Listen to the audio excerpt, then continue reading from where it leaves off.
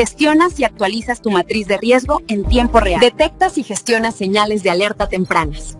Generas reportes listos para auditoría y mucho más. El tiempo corre y la normativa no da espera. El plazo máximo para implementar SARLAFT vence el 6 de mayo de 2026.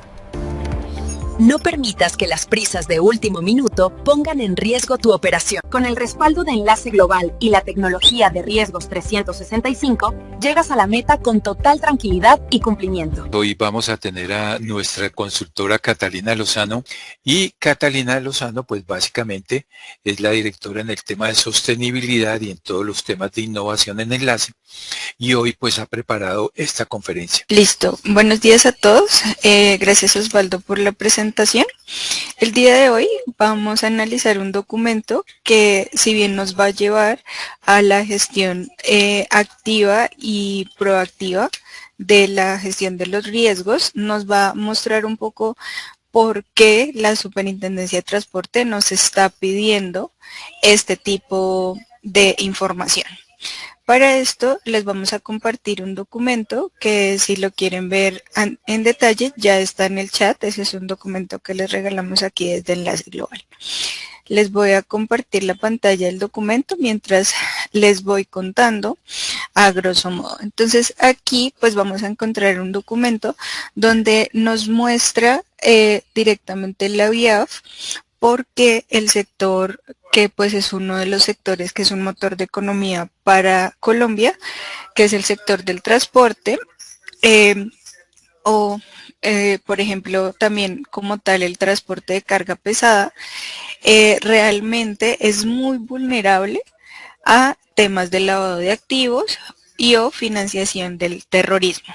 Entonces, ¿qué vamos a validar en este documento? Vamos a validar, pues, que el impacto es que en este sector se moviliza más o menos el 71.8% del comercio colombiano.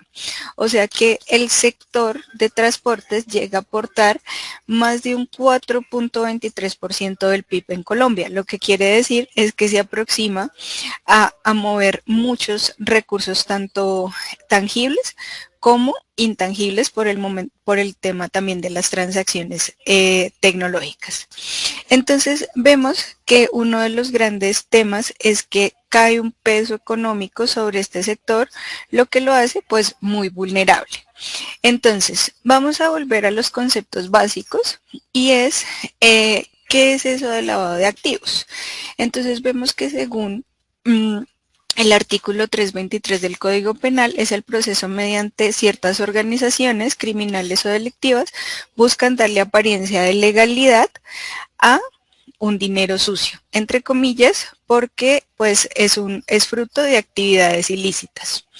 Lo que hace que a través de este proceso de lavado de activos, pues oculte el verdadero origen para poderlos usar, sin que podamos alertar a las autoridades. Otro tema que tenemos que tener muy en cuenta es este tema que vemos aquí, que es la financiación del terrorismo, que según el artículo 345, ¿en qué consiste? Consiste en proveer, recolectar y administrar fondos que pueden tener un origen ilícito y que va destinado a apoyar económicamente grupos armados o delincuencia organizada o actos terroristas. Entonces, lo primero que nos tenemos que preguntar es ¿dónde entra nuestro sector? Como tal, para el GAFI, que es incluso uno de los que ya está pidiendo en medio del proceso tener implementadas estas matrices de riesgo, y los oficiales de cumplimiento que se vayan a nombrar pues van a tener que tener mucho contacto. Incluso les animamos a que puedan leer todo este documento. No es un documento muy largo, pero sí nos explica digamos como tal el lavado de activos, que es el tema, por ejemplo, también del financiamiento del terrorismo, y cómo realmente las empresas del sector transporte están tan vulnerables. Que eso es un caso que, por ejemplo, bueno, pues vemos la circular, vemos la resolución, pero no sabemos realmente por qué pasa eso. Entonces, El GAFI señala que estos delitos, los que estábamos mencionando, de lavado de activos y financiamiento del terrorismo, tiene tres formas de hacerlo, que es colocación, estratificación e integración. Tenemos que tener muy en cuenta todos estos conceptos, porque ya ahorita que lo vamos a ver con la inteligencia artificial, nos vamos a dar cuenta que todo esto nos empieza a arrojar muchos riesgos que quizás nosotros no estamos contemplando. Entonces, para el sector transporte se tiene entendido que hay muchos delincuentes que utilizan este sector para un prelavado. Entonces, ¿qué hacen? Lo invierten en actividades de transporte que parecen completamente lícitas, pero a través de testaferros. Como se mueve tanto dinero en ese sector, a veces es un poquito más fácil. Lo que quiere decir que para ustedes que trabajan en este sector, pues se vuelve algo muy vulnerable. Aquí podemos seguir viendo. Estas son las etapas que estábamos hablando. Osvaldo. Sí, yo te iba a comentar para la audiencia, ¿por qué no le aclaramos? De pronto leemos ese pedacito, ¿qué quiere decir ese colocación, estratificación? Porque eso es importante para eso. A ver si nos lees un Listo. poquito y si lo agrandas un poquito la pantalla, gracias. Listo, claro que sí. En resumen, la colocación es introducir el dinero ilegal en la economía a través de depósitos financieros o incluso en dinero en efectivo. Cuando ya hablamos de estratificación, hablamos de realizar múltiples transacciones complejas para borrar el rastro y el origen de ese dinero. E integración es mezclar los activos ilegales con legales de forma de que en la economía o en los registros contables parezca lícito. Perfecto, gracias. Listo. Entonces, aquí pues les mostramos las diferencias. Colocación en lavado de activos es cuando se depositan en cuentas. Estratificación es los fondos se transfieren a otras instituciones para ocultar su origen. E integración, los fondos se utilizan para adquirir activos legítimos. En financiación del terrorismo es colocación, el capital se deposita en un sistema financiero pues para ocultarlo. Estratificación, los fondos se transfieren a otras instituciones para ocultar su origen. E integración, los fondos son destinados para financiar actividades terroristas. Y pues aquí detrás de todo esto pues está el activo legítimo, que en el caso de ustedes puede ser alguna compra de algún vehículo o a través de pequeños montos. De ahí, digamos, también un poco, Cata, perdón, es lo que corresponde al análisis transaccional, ¿cierto? A esos factores análisis transaccional, cómo es pues, si es persona natural, si es persona jurídica, cada cuánto nos deposita, cuántos montos, e incluso la circular, la 2328, nos dice que usted tiene que hacer un análisis de sus transacciones para hacer reporte de operaciones sospechosas en algún momento. Esa es como la base de la comunicación. Dale. Listo, así es, Osvaldo. Incluso pues aquí realmente vemos cómo se pueden empezar, cómo es el proceso del lavado de activos y cómo realmente se logra a través incluso de bancos, de compañías de seguros, de compra de implementos, hacer que todo este dinero ilícito se vuelva un activo legítimo o dinero lícito. ¿Listo? Entonces, para continuar, vamos a hacer ese análisis de por qué somos tan vulnerables. Entonces, ustedes van a decir, bueno, pero esto era un webinar para hablar sobre cómo lo podemos volver un poquito más inteligente. Una de las cosas que tenemos que tener claro es que para saber los riesgos y llevarlos a una matriz de riesgos tenemos que entender muy bien el contexto sectorial, porque los riesgos no se definen a través de decir, bueno, yo creo que son estos, sino tenemos que hacer un análisis riguroso del sector. Para verlo, hablamos del contexto que ya les he contado, que pues finalmente sí se mueve bastante dinero a través de este sector y pues vamos a hablar de que en el sector transporte hay 4 actores principales. Esos 4 actores son los generadores de carga, las empresas de transporte, los conductores o terceros, quienes movilizan la mercancía o los fletes, y los destinatarios. Pero, ¿por qué se vuelven tan vulnerables? Aquí vamos a ver. Una de las cosas que, por ejemplo, hace muy vulnerable esto es su alta informalidad. Para 2013 hay un dato que existía en más de 30.000 establecimientos registrados en Cámara de Comercio, pero solo el 8% estaban formalmente habilitados por el Ministerio de Transporte. Entonces eso nos evita, digamos, que haya, digamos, requerimientos puntuales de normas, que haya cumplimiento como tal de todo lo de la ley. También es la baja propiedad de la flota. Solo el 32% de las empresas de transporte tienen vehículos propios o en conjunto. Incluso solo el 6% de las empresas son propietarias de la flota total.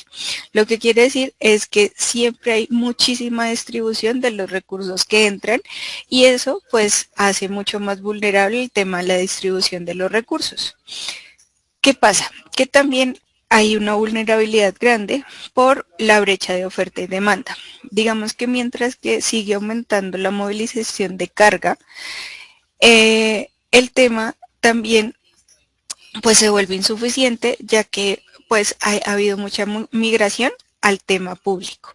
No sé si hay alguna pregunta. No veo todavía por acá alguien que nos pueda preguntar. Si está claro, si alguno de los asistentes, Andrés tiene pregunta, Arturo, Aurora, Diana, bueno, ahí van llegando, pero no, pues tan pronto salga una, yo estoy pendiente. Dale. Listo. Muy bien. Lo importante también es darnos cuenta por qué estamos siendo vulnerables. No es como solo atender el requerimiento, sino entender que hay mucho más allá.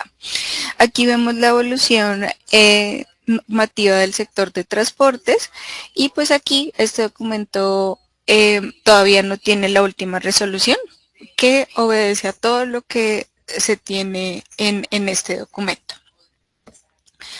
Vamos a seguir para ir pasando al proceso de la matriz. Listo. Entonces, digamos que esto pues es bien importante leerlo, se lo recomendamos leer, pero vamos a ir a hablar de algo que se llama las tipologías. Esas tipologías son como esos modus operandi o esas señales de alerta. Miren, muy importante conocer en dónde hay más, porque a mí me afecta más. ¿Será que es diferente si yo estoy en La Guajira, si yo estoy en el Meta, si estoy en Cundinamarca? Es súper importante entender muy bien el contexto, que ya lo vamos a ver con nuestro aplicativo, que incluye todo esto que estamos viendo acá. Entonces, hay unas tipologías, que es ese modus operandi, que la UIAF ha identificado. Entonces, si yo soy oficial de cumplimiento de una empresa de transporte, yo tengo que tener súper en cuenta estas tipologías, porque ya me están diciendo más o menos en qué me tengo que blindar. Una es la financiación de grupos terroristas por empresas privadas, ya que hay unos grupos al margen de la ley que exigen unas cuotas, o sea, una extorsión. Eso lo hacen a través, digamos, de unas rutas legales, entre comillas, de distribución de la empresa para transportar armamento o material bélico. Lo que quiere decir es que para no hacerles daño, les piden que a través de las flotas se hagan cierto tipo de envíos. Hay otro tema, y es el envío de dinero disfrazado por mercancía. Eso, a pesar de que se ha tratado de mitigar, siguen pasando.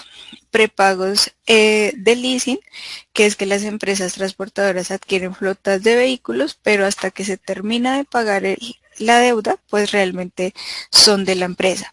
¿Qué pasa? Eso es muy propenso para que a través de pequeños montos se vaya pagando altas sumas de dinero y pase como si fuera un dinero limpio.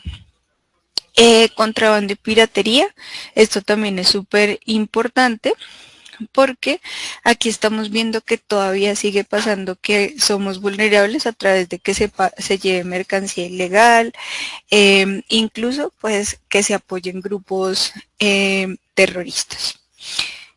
Aquí ya casi estamos terminando. Miren, hablamos de los grupos terroristas y ya vamos a pasar al entendimiento de cómo vamos a hacer todo este proceso si queremos empezar a levantar o implementar nuestra matriz de riesgos. Entonces, muy interesante si pueden ver esto, ¿para qué? Para que puedan ver, listo, en este eslabón estoy ahí vulnerable, o en este eslabón ya tengo blindado a través de cierto tipo de controles y demás. Recuerden que en este tipo de sistemas también tenemos que validar nuestros clientes, nuestros proveedores, porque eso también tiene un tema de contagio. No sé, Osvaldo, si quieres decir algo más. Sí, de una u otra forma, y si quieres tú me prestas un momentico la pantalla, yo quiero comentarles a ustedes que, espérenme un segundito, les voy a mostrar acá, creo que, aquí está, espérate un segundito, compartir, tú me dices si estamos viendo, ¿cierto? Sí, sí, señor, lo estamos viendo. Listo, entonces digamos un poco lo que nos comenta Catalina.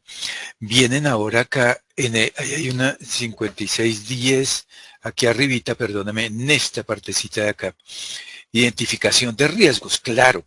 Ahí hay una identificación, la misma circular, digamos, hace referencia a esta identificación de riesgos, que dice que los sujetos obligados deberán identificar los factores de riesgo, lo que ella decía, de lavado de activos, financiación del terrorismo y financiación y proliferación de armas de destrucción masiva, así como los riesgos asociados a esto, para lo cual deben adoptar como mínimo estas acciones.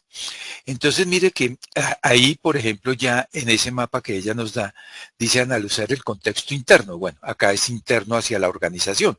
Entonces, como qué perfil de riesgo yo tengo, sobre qué zonas yo trabajo, zonas geográficas, cuáles son mis clientes, mis proveedores, eso lo debemos tener acá. Y externo para identificar los riesgos. Entonces, hay uno que es interno y otro que son externos.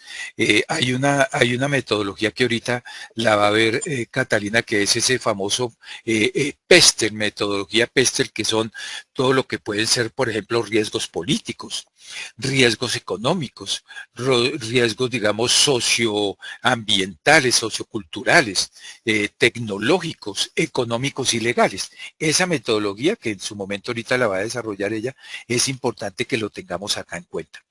Identificar esos factores de riesgo de conformidad a mi actividad económica de cada una de las empresas. Por eso es que esto es importante, que cada matriz, como lo veíamos en la sesión anterior, pues tiene que ser desarrollada para cada uno de sus empresas. Empresas micro, medianas, grandes, empresas en ciudades intermedias, empresas en regiones más apartadas. Adoptar medidas para segmentar y clasificar estos factores de riesgo, ¿sí? ¿Qué va a ser más riesgoso para nosotros? ¿Cómo puedo determinar si esos son riesgos bajos, altos? ¿Qué controles yo voy a colocar a estos riesgos para pasar a riesgos residuales, digámoslo así? Vamos a mirarlo ahorita también. Adoptar procedimientos para ejecutar la debida diligencia. Acuérdense que en su momento ya también hablamos de cómo se hacen esas debidas diligencias, ¿sí? Si las personas están reportadas en algunas listas, si las personas realmente que me dicen ser las que están dando esa información están validadas o no, y si es el oficial de cumplimiento, digamos, ha verificado toda esta información. Y adoptar metodologías que le permitan un adecuado conocimiento, identificación e individualización de los factores de riesgo que resulten aplicables. Entonces, digamos que, claro, la circular a ustedes, por ejemplo, y ahorita lo van a ver cuando comencemos a mirar un poco la matriz, hay unos momentos que nosotros tenemos que comenzar a través de una metodología cada cuánto vamos a evaluar esos riesgos, ¿sí? Si esto es un riesgo medio, bajo o alto, pero esto es importante. Etapas de control, o sea que acá está en etapa de emisión, de control, acá está, ¿sí? Adoptar todos esos controles y monitoreo. Esto va a ser siempre permanente a través del tiempo, y todo esto está en los procedimientos que ustedes van a tener que desarrollar. Entonces, eso era como un poco de dónde estás tú sustentando, digamos, la presentación que tienes como planeada en su momento. Hasta ahí quería como hacer de dónde sacan los participantes, pues referencias a cómo está esta metodología acá establecida. Ese era como el aporte ahí, Catalina. Listo, te voy a robar de nuevo la pantalla, entonces Sí, bueno, dale, más dale. allá de eso, queremos hacer un ejercicio práctico con ustedes para demostrarles pues que realmente cómo cambia tener una matriz en Excel a tener una matriz que tiene la capacidad de a través de una inteligencia artificial ir a validar realmente cuáles son los riesgos.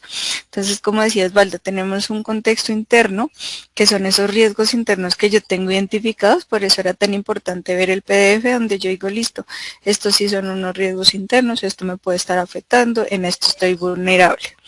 Hay otros que son los riesgos externos, que esos seguramente no los conozco, por eso es tan importante conocer, bueno, los temas geopolíticos, por eso veíamos ese mapa de Colombia, en donde es como más el riesgo, y eso se realiza a través de una metodología PESTEL, que es validar unos temas políticos, económicos, sociales, ambientales y tecnológicos. Entonces, les voy a compartir la pantalla de nuestro aplicativo interno, donde va a ser mucho más fácil para ustedes llevar todo consolidado para toda su implementación. O en el caso que ustedes digan, no, pues nosotros realmente no tenemos tiempo y decidan contratarnos como terceros de oficiales de cumplimiento, nosotros tenemos ese servicio. Este sería el aplicativo que utilizaría el oficial. Esto está dividido por 7 pasos. Estos pasos son parametrización, segmentación, identificación, calificación, controles, riesgo residual y monitoreo, lo cual pues nos hace cumplir plenamente con las 2 últimas resoluciones, que son las normativas recientes y las que se vencen para mayo 6. ¿Listo? Entonces, en el paso 1 vamos a ver el contexto interno. Aquí vamos a hablar de una empresa de transporte de carga terrestre con más de 15 años de experiencia. Tiene 50 empleados directos, cuenta con una junta directiva establecida y un oficial de cumplimiento designado. Pero en dado caso que yo no tenga junta directiva o oficial de cumplimiento, ahí voy a poner eso de contexto interno.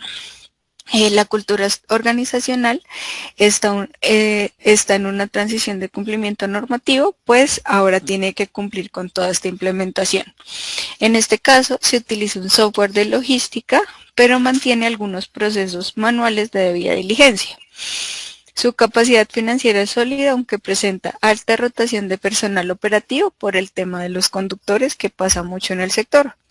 Y aquí vamos a contar y especificar el contexto externo.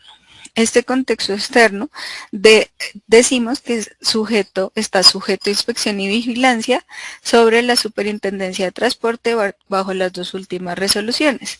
En el entorno económico afectado por la inflación y la fluctuación de los costos de combustibles y peajes. Entonces, si se dan cuenta, eso es ir y realmente validar cuáles son ese contexto que tenemos afuera, ¿no? Que finalmente eso también lo conocemos internamente. En el entorno social, pues de orden público, porque generalmente hay exposiciones a paralizaciones como paro camionero o pues en presencia de grupos armados de la ley. Aquí vamos a decir cuáles son nuestras contrapartes. Sí, señor. Perdón, una preguntita, subes un segundito. Entonces mire que la circular ahorita casualmente tenía, bueno, usted tiene que analizar su contexto interno y externo, ¿sí? Porque va a ser importante que, digamos, ojo, tanto el oficial de cumplimiento, los líderes de ustedes de cada área, su gerente, ¿sí? Sus asociados y todo eso, pues tendrán que hacer un checklist de cuáles son mis debilidades de pronto en la parte interna, ¿sí? Y en el contexto externo, decía Catalina ahorita, pues esa metodología de PESTEL, que es todo el entorno político, económico, social, ambiental, tecnológico, ¿qué falencias ustedes le están colocando en la parte derecha de la presentación? Entonces ahí van a colocar toda esa documentación que ustedes en conjunto, es la recomendación, no es finalmente lo que una sola persona está pensando de su organización. Eso como para que lo tengan claro. Dale. Listo. Aquí en este paso 2 pues vamos a mencionar cuáles son nuestras contrapartes, por ejemplo, clientes corporativos que son generadores de carga, proveedores de combustibles, que bueno, que se pasó, socios, accionistas o agencias aduaneras. ¿Qué productos y servicios tenemos actualmente? Aquí los describimos. ¿Cuáles son nuestros canales de distribución y cuáles son las jurisdicciones y las áreas geográficas? Recuerden que eso es súper importante para identificar los riesgos. Para el paso 3 y 4 ya vamos a tener un tema de identificación con IA. Y este es el famoso análisis PESTEL, que la inteligencia artificial tiene la capacidad de ir a analizar los riesgos reales, con lo que yo ya le acabo de contar. Antes de que ustedes ingresaran, pues yo ya le puse un NID, un nombre, para que también me traiga información de eso. Entonces aquí me dice, listo, ustedes pueden tener estos riesgos, o sea, me trae un banco de riesgos que quizá yo no alcanzo a ver, pero al hacer un análisis PESTEL sí se logra. Entonces, extorsión y pagos de facilitadores en rutas críticas, la probabilidad y el impacto de PTE o de SAGRILAF. Contaminación de carga por narcotráfico en zonas portuarias, eso pasa un montón en Buenaventura por todo el contexto sociopolítico y económico de la zona. Entonces yo aquí digo, no, pero pues yo en Buenaventura pues no tengo nada que ver, pues por ahora no los seleccionaría, pero los que sí, yo los voy seleccionando y me los voy llevando. Fuga de información sobre rutas y tipo de cargas, también el pitching, evitación de sanciones internacionales, uso de criptoactivos para pagos ilícitos. Esto es un riesgo emergente que hay que tener súper mapeado. Cuando yo ya sé cuáles son y ya el resto no me suene, voy acá, donde yo los empiezo a calificar, porque no todos tienen la misma probabilidad ni no todos tienen el mismo impacto. Pero como nos vamos a ayudar con la inteligencia artificial, si te das cuenta, aquí ya tenemos una sugerencia de la IA. Y eso nos va a ayudar también a tener mucho más contexto real versus el contexto que nosotros tenemos interno. Y si yo digo, no, pero la IA no me arrojó este tipo de riesgo y para mí es muy importante, yo también tengo la capacidad aquí de poner un riesgo que yo vea. Entonces puedo poner que uno de los riesgos que yo veo para PTE puede ser un tema de envío de dinero. ¿Cómo vamos hasta ahí?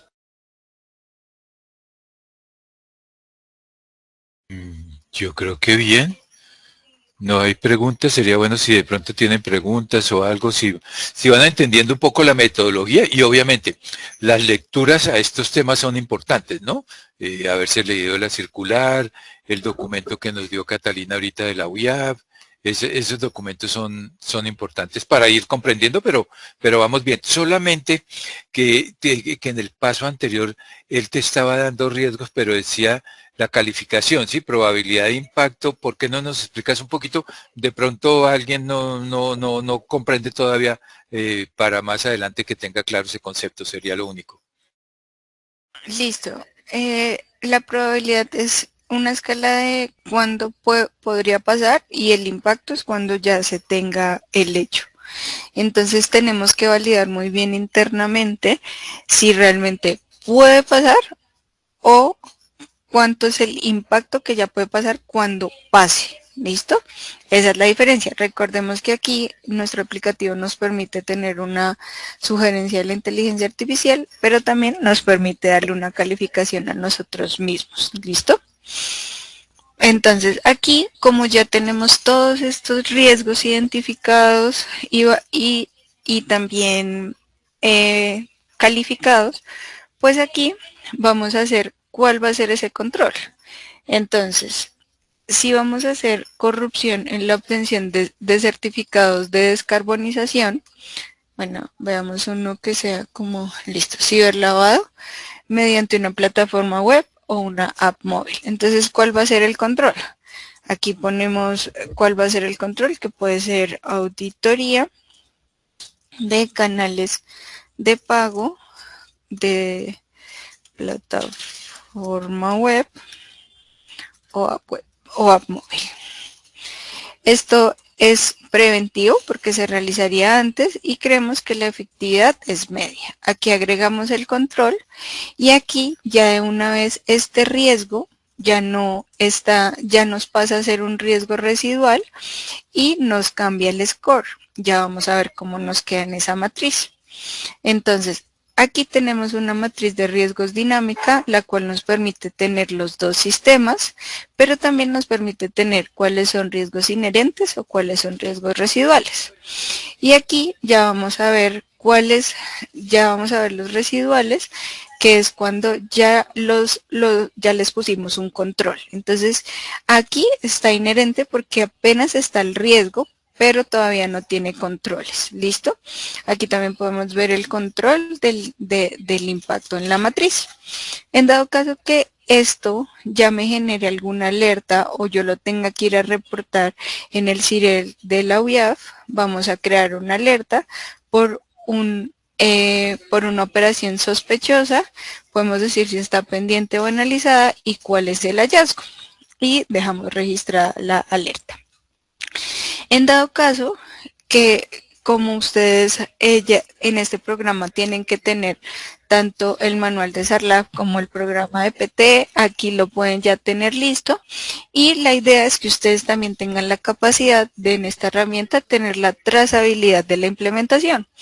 Entonces, por ejemplo, todavía no se ha asignado un oficial de cumplimiento ante la Supertransporte.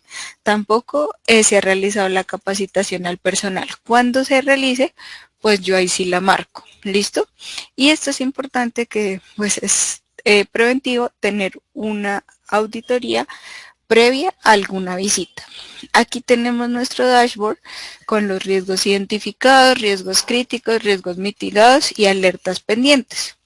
Tenemos los 7 pasos que nos pide también la resolución y si necesitamos un informe gerencial podemos mostrar este informe gerencial donde decimos que ya estamos cumpliendo con estas resoluciones, que tenemos tantos riesgos identificados, tantos riesgos críticos, tanta efectividad de mitigación, una señal de alerta y que pues que ya realizamos los 7 pasos, que es la parametrización, segmentación, identificación, calificación, control, riesgo residual y monitoreo. Y unas pequeñas recomendaciones. Entonces, si se dan cuenta, a través de este aplicativo tenemos la capacidad de tener todo consolidado en un solo aplicativo, porque generalmente lo que se le pide como tal al oficial de la alta gerencia es un informe donde yo pueda mostrar todo el proceso. Osvaldo. Sí, es que creo que hay una mano levantada, Catalina, creo que hay una pregunta. Ya voy acá. De Diana Lorena.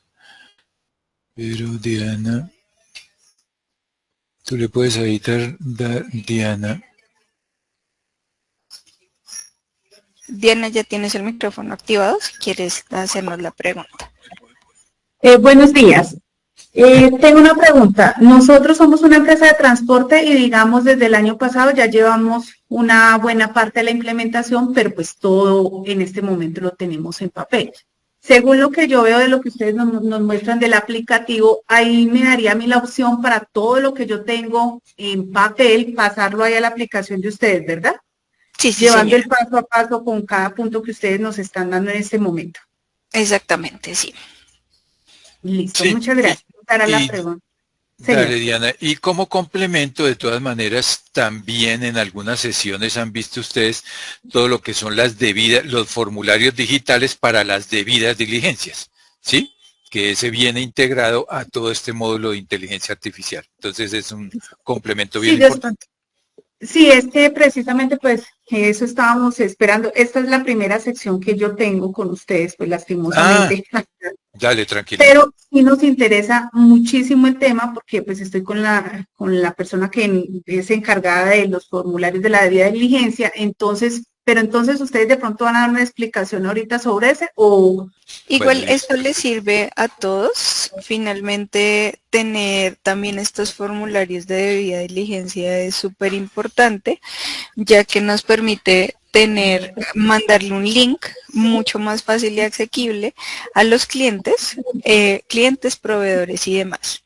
Entonces, el siguiente paso, aquí ponemos si es un cliente, proveedor, que también es súper importante al momento del envío.